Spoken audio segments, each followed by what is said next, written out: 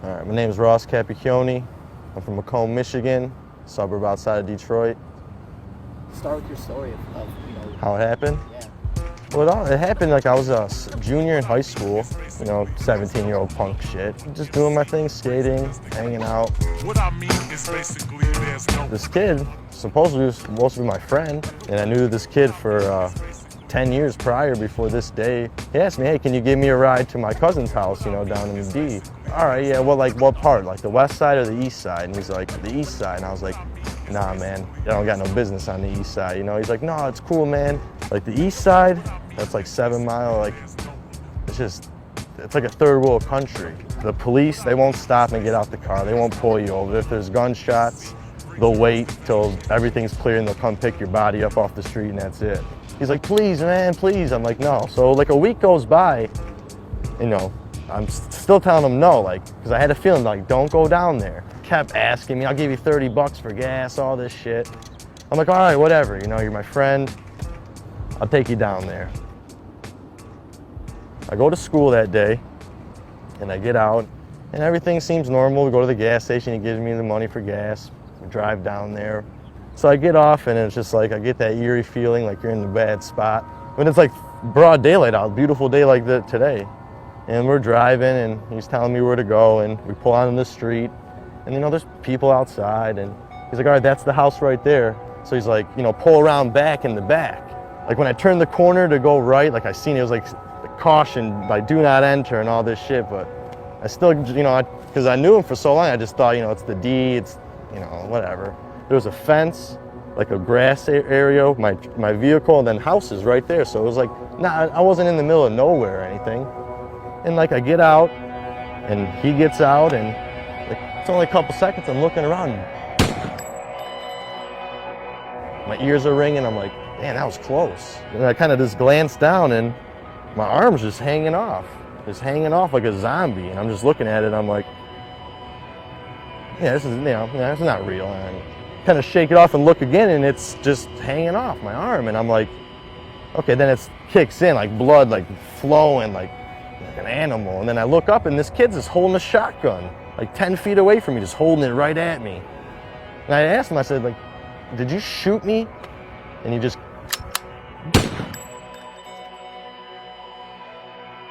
blew a hole in my chest like this big. So after that, I just dropped to my knees. I lost all my air, I couldn't see. I remember being on my on my hands and knees, and I felt the barrel of the gun on my head. I felt this barrel just shaking still on my head, and so I smacked it away. But it was a shotgun, so it sprayed. So it still hit me in the head really good, but it didn't blow my head off like a watermelon, just to pieces. So after that, I got a little sight, and I was like, okay, I'm still moving. I don't know what's going on with my head, but I know I'm alive. And I remember I looked up, and he was just staring at me. And he took the butt of the gun and smashed me in the face with it. Knocks my teeth out. I fall back, but I could still see at this point, and I don't understand how I can see because I have so much damage to my lung and heart. I felt these hands in my pocket digging for my car keys. When he's trying to grab my keys, I ended up on my stomach. And I look up and I see my Jeep Commander driving away, just driving away, flying away. And I said, okay, well, either I stay laid down in this spot right here and die, or I try to get up. So I try to push myself up, but take my left arm, take it right out. So gunshot to the chest, bigger than a soup bowl, and then my head all mashed up. And I'm trying to push myself off the ground. Kept trying, and I'm like, all right, you know what, one more. I'm gonna try it one more time. And I pushed up, and then out of nowhere, I felt these arms from underneath me pick me up. And I remember swinging, trying to grab someone, and there was no one around.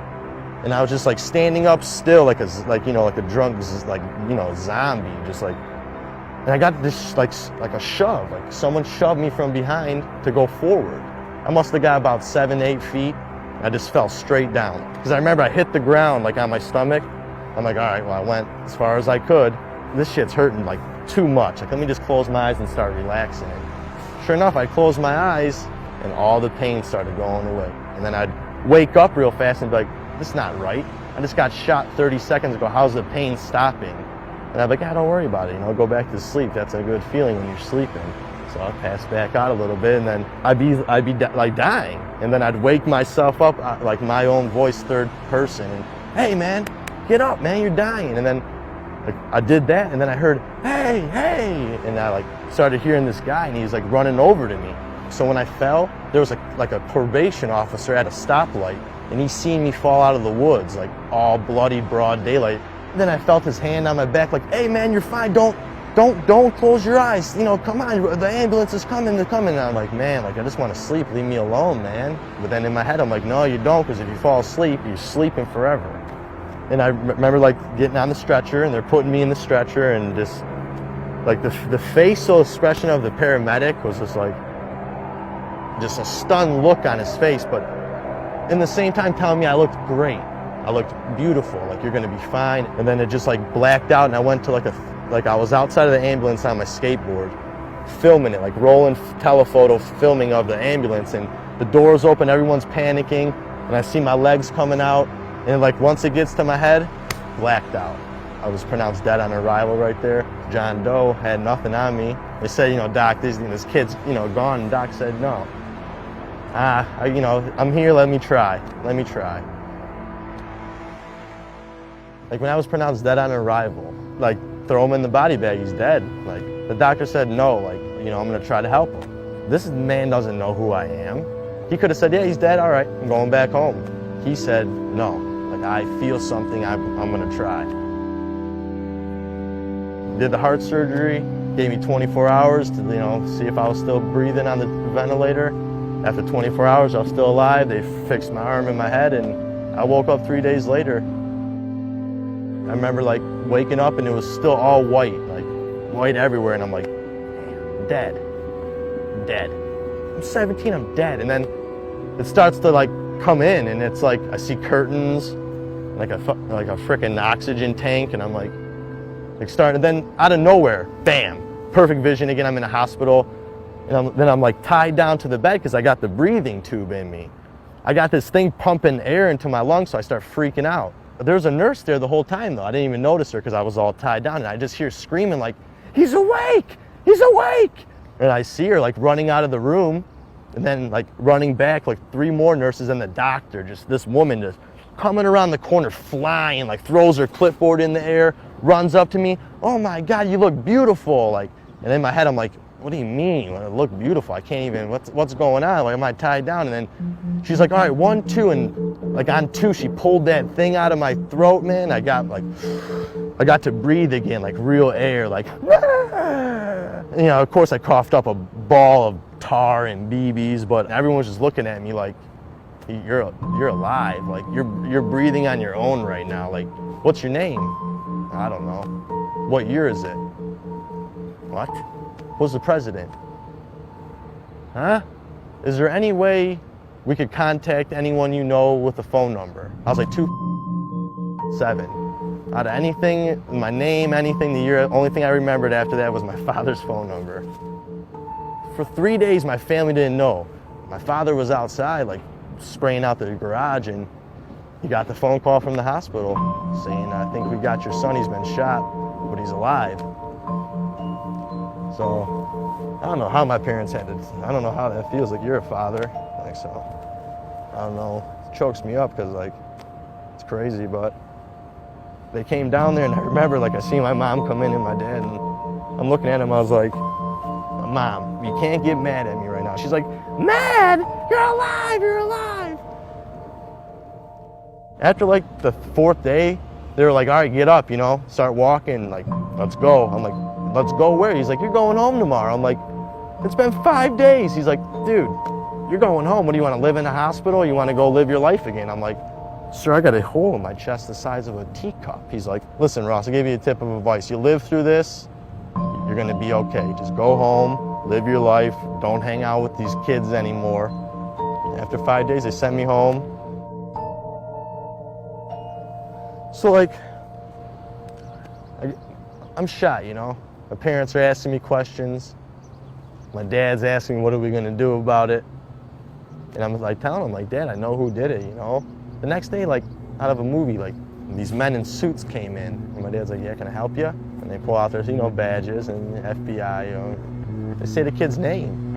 And I'm like, yeah, I know him, that's who shot me. He's like, oh, could you identify him through a picture? I was like, of course. Pull out a picture of the kid. I said, that's him right there.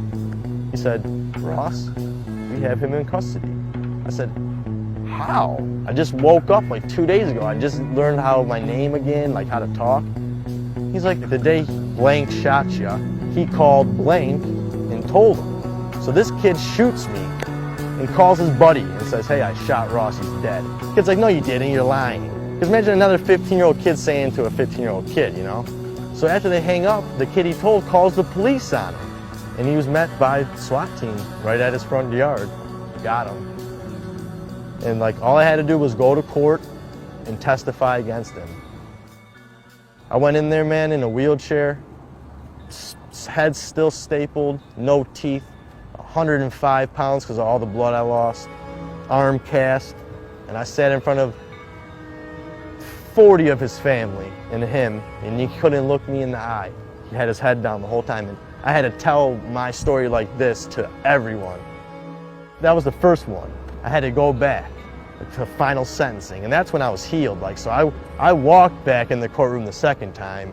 He comes out in a purple suit, top hat, cane, and sunglasses. This is the kid who shot me at court, smiling. While his family cheers him on, says, like, way to shoot Ross, called me a coward because I was taking the justice route. Like, I didn't lower myself to his standards and go try to kill him. I spoke and the judge like looked at this kid and said, you know, said his name and he said, yo Ross, thank you. And the kid just looked at the judge like, what do you mean? He's like, because if you would have killed Ross that day, you would have got life in prison.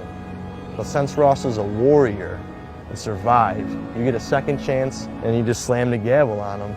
He said, go have fun in prison for 35 years. Well, I found out that the cause of the shooting was because he had to join a gang.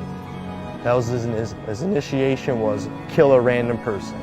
He had to pick someone, so he just thought I would be the guy to pick. Yeah, that happened in 2007. Been about 4 years. And I'm telling you, the first two were the hardest. It gets hard, like waking up and knowing like someone tried to like shoot you down. And you got to get through that every day. Like seeing people. Like I get on a bus, public bus, I'm freaking out the whole time. Like I don't trust anyone on the bus. For a while, my mother had to like take care of me as like how you do an infant, like washing, changing, feeding. Like I'm 17 years old and I got my mom bathing me. I can't move, I got no hand, I can't talk. I'm all weak. And my dad and mom were like, Ross, like come on, like the doctors say, like give it time. And then all my friends like coming to see me, hanging out with me. I started getting more positive. One day I woke up and I felt different. Like I was like, you know what, this is my world. That's what I like every time in physical therapy, like I would try to do something, mess up, I'd be like, well, it's like a nollie backside flip. Like you're gonna mess up until you try it and land it. When I'd mess up, I'd be like, nollie backside flip, and then I'd get it. Like I'd do something with my hand and like put the thing in, and the doctor would be like, oh yeah, good job, like you did it. And I'd be like, So I like started living my life as like skateboarding. It's been working. I'm very blessed.